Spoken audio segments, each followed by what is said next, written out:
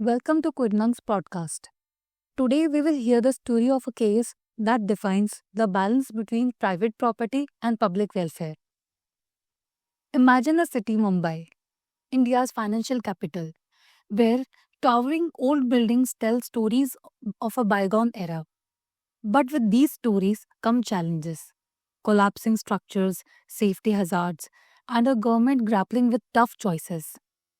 This is the story of a property owner association versus state of Maharashtra, a legal battle that shaped the future of private property rights in India. So let's start at the very beginning. Our story starts in a Mumbai, a city of dreams and legacy. Back in the early 20th century, during the city's textile boom, thousands of workers migrated here, and in a rush, countless buildings were constructed. But decades later, these structures began to crumble. Over 16,000 buildings built before 1940 were still home to thousands of families despite being unsafe. The coastal climate and monsoon only made things worse. To tackle this, Maharashtra government passed MHADA Act 1976, aimed at restoring old properties. In 1986, Chapter 8A was added to this act, which allowing the government to acquire old buildings with the consent of 70% of tenants. The law claimed to follow Article 39 Clause B of the Constitution, which talks about using resources for the common good. But here's where the twist came. Property owners in Mumbai weren't convinced.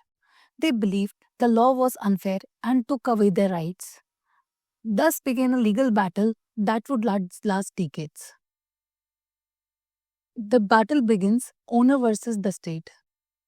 The Property Owner Association, representing over 20,000 landowners, challenged the law in court. Their argument was simple. First, the government had no right to forcibly acquire private property. Second, it violated their constitutional right under Articles 14 and 19. The state of Maharashtra, on the other hand, argued that the law was a step towards public welfare. They claimed it was their duty under Article 39 Clause B to ensure resources benefited society at large. The Bombay High Court sided with the state, saying the government's move was justified.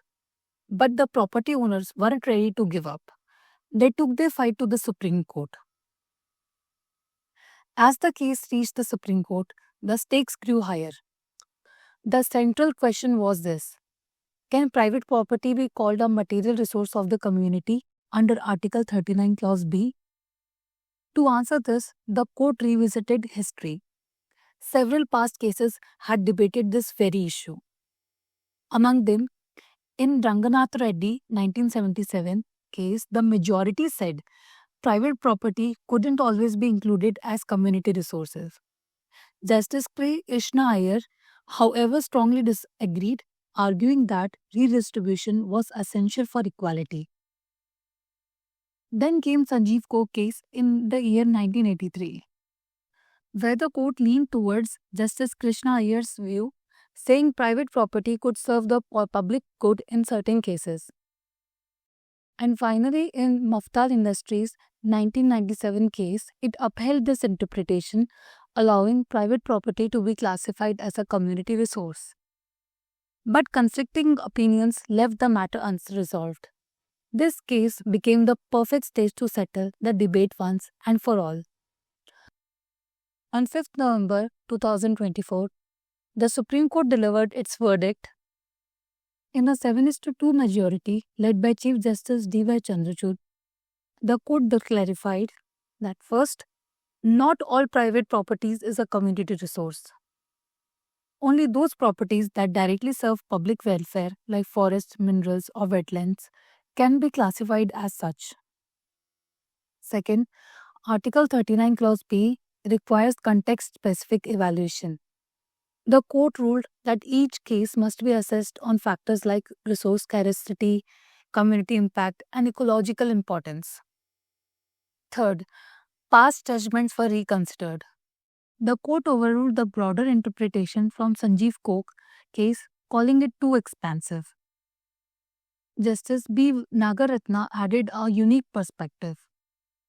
While agreeing with the majority, she reminded us not to judge past decisions harshly, as they were made in a different social economic era. Meanwhile, Justice Sudhanshu Dhulia dissented, arguing that earlier views promoting redistribution were still relevant in tackling equality today. So, this case isn't just about property, it's about balance. For property owners, the judgment ensures their rights are protected from arbitrary acquisition. For the state, it sets a clear framework for acquiring private resources only where public welfare truly demands it. In the end, this landmark case reminds us that law must evolve with society. While the constitutional dietary principles aim for welfare, they must also respect the rights of individuals. And that, my friend, is how the tale of Mumbai's crumbling buildings sparked a debate on property rights and public good. For study notes of the case, you may see the link provided in the description box.